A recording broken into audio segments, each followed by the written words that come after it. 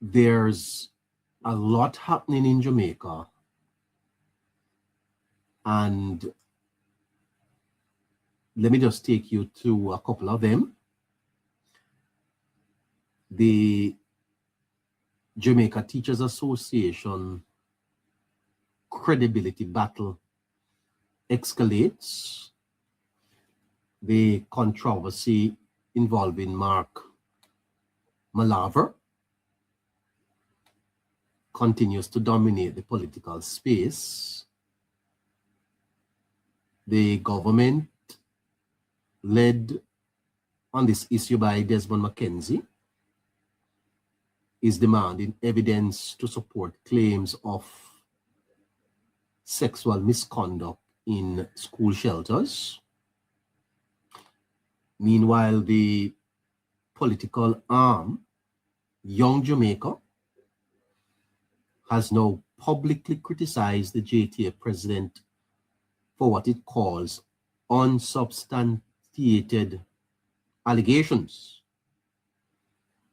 But Mr. Malavo has doubled down, suggesting that he's not going to disclose the information. Now, this is now more than an education issue. It's a credibility war between a major civil society body and the state, and the political undertones are significant here, because if you listen to Mr. Malaver today, or Malava, is Malava, you got the impression that he's campaigning. So then that is dominating news across Jamaica. In other news, there's a shakeup in the judiciary. 8 judges have been sworn into higher office by the Governor General, Sir Patrick Allen, today, signaling the strengthening of the judicial system, possible improvements in case backlog and justice delivery. This is politically important because justice reform and the rule of law remain key governance benchmarks. Meanwhile, the health policy push, the government is expanding drug access. Health Minister Dr. Christopher Tufton is highlighting expanded access to medication through the National Health Fund. That's the NHF. Now, this feeds into the broader political narrative because the government is positioning itself on social delivery and healthcare access. Of course, you know that when it comes on to measuring government performance, the whole matter of healthcare is a performance matrix that is used to determine whether the government is performing or not. Of course, months after Hurricane Melissa, the news is coming out that people are still in shelters. The Minister of Local Government today said no longer than the 8th of May, the government have set a date for the people in shelters to be relocated. Government ministers are under pressure to relocate displaced residents, and of course, to speed up housing and compensation. And this matter is politically sensitive, you know, because it's an area where the opposition continues to focus. We're 6 months in, and by now, you know, there should be a clear path and a clear understanding as to what is going to happen to those persons who are in shelters.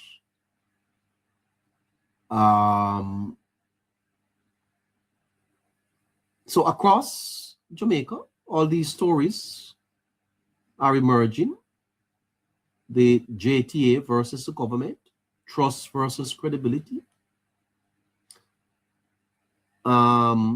The central issue is not just policy, it's trust.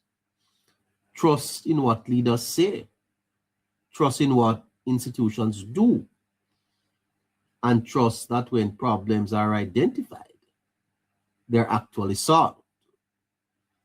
Okay, so from the JTA controversy to the shelter crisis, the country is not just debating facts, it's questioning credibility, accountability, and leadership itself.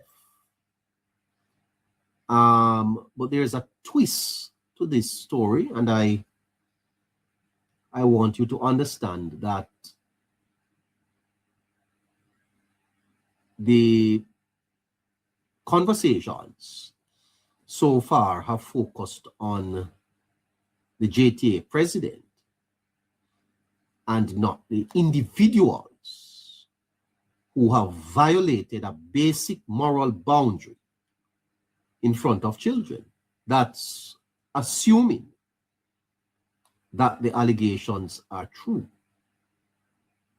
And I suspect that these individuals, should be the primary focus of the national outrage. The people. And as I'm saying, that is dependent on whether or not the allegations are correct. Let me welcome my listeners joining us on YouTube and all the other platforms. Want to welcome you to the Hello Neighbor show, and trust that you will stay with us for the rest of the program.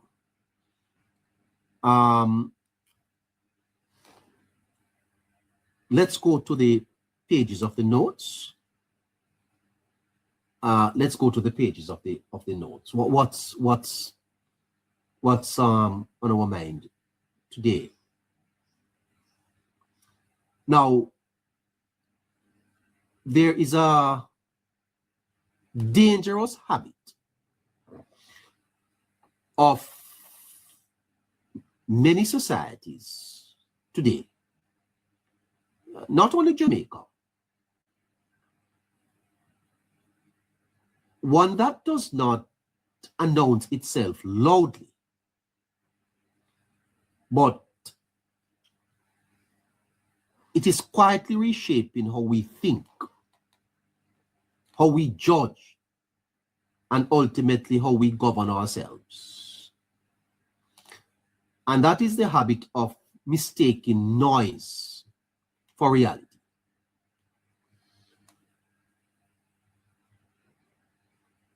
The biggest story in Jamaica is not this matter with this children and the Mr. Malaver, you know. That's not the biggest story in Jamaica, you know.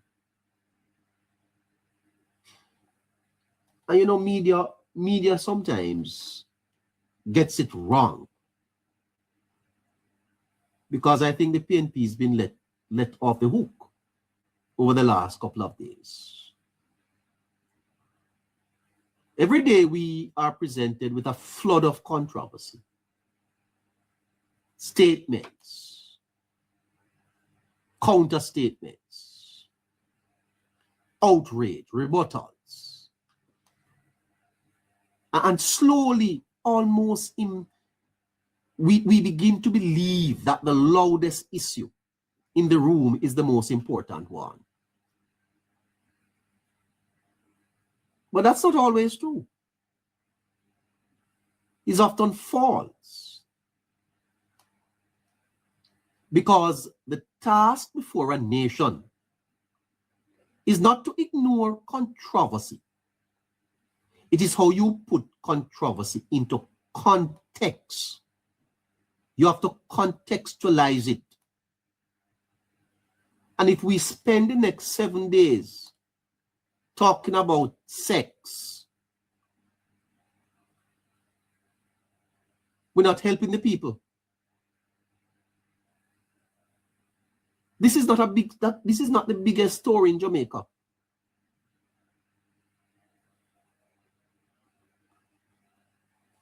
And there's a sense I get that we are being distracted by this story. Let me give you an illustration. If a house has a leaking pipe in a room, you fix the pipe. You do not declare the entire house to be unlivable. You don't abandon the structure. You don't confuse a localized problem with total collapse. You fix the pipe. And in public life, we do this all the time. One issue emerges, serious, urgent, deserving attention, and suddenly it becomes the lens through which everything else is judged. Malava's issue is a pipe. You cover that story, you move on. There are bigger issues in Jamaica today, you know. Because I think that the JTA controversy is one such issue.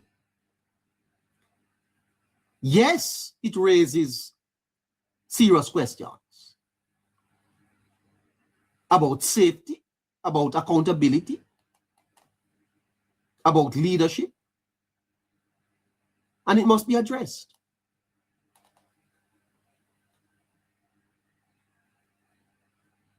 It must be investigated, and it must be resolved. But it must not define the nation. We are being dragged down a rabbit hole with this story. We're bigger than this.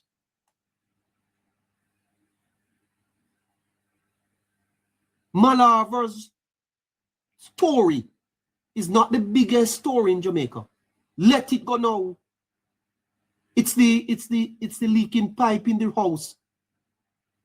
Bigger issues happening in Jamaica. We must not let that define the nation. And you know, I don't want to give too much advice to Young Jamaica and G2K. But if I was advising them, I would tell them, well, let me not give them any. Because a nation is not a single headline. A nation is not a single headline, you know. It's a living system.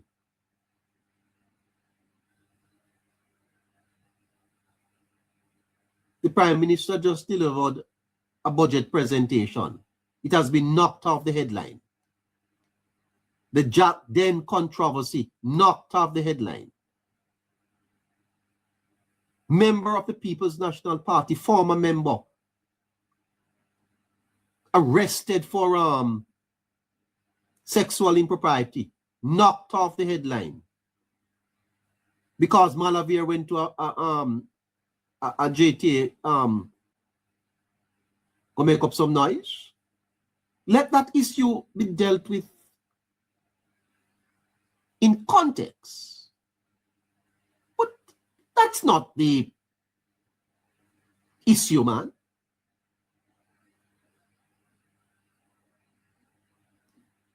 We have to be able to move in multiple directions at once.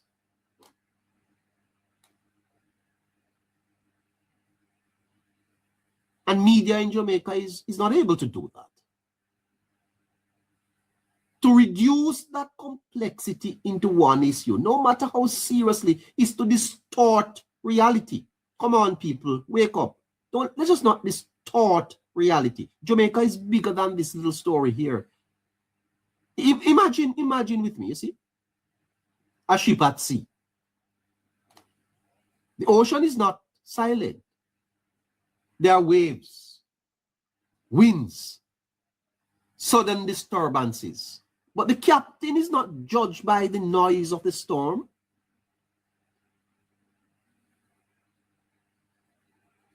The captain is judged by whether the ship stays on course.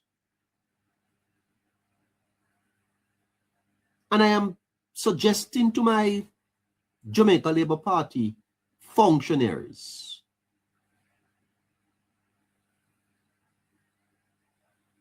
stay on course. And don't be distracted by the storm and the noise in the market. The question that you must ask yourself is the country functioning? Is the country stable? Is the country moving forward?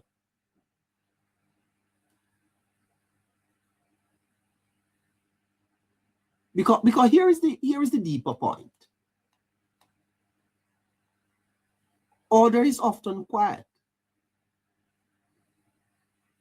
It is disorder that is loud.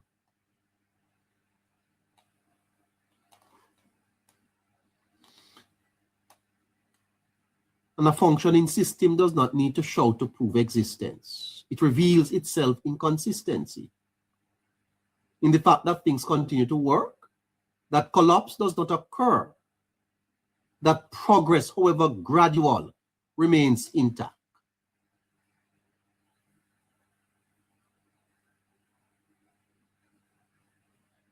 But we are wired, you know.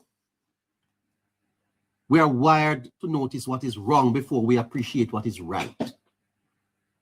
And so we become so susceptible to a kind of collective illusion.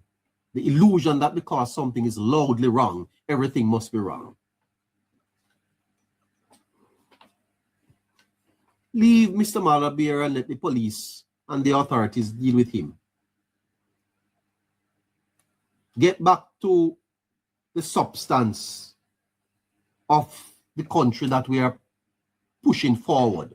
Don't be distracted by minutiae.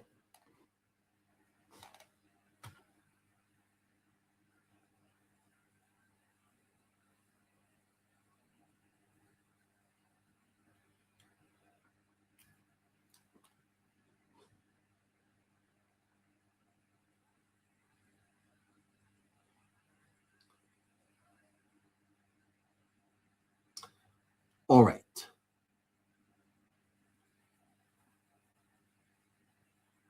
I want to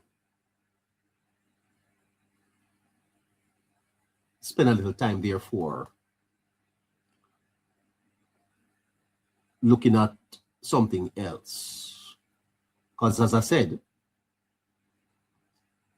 we may very well be involved here in a political strategy, a strategy of distraction. And we have to be careful that we don't get caught into that.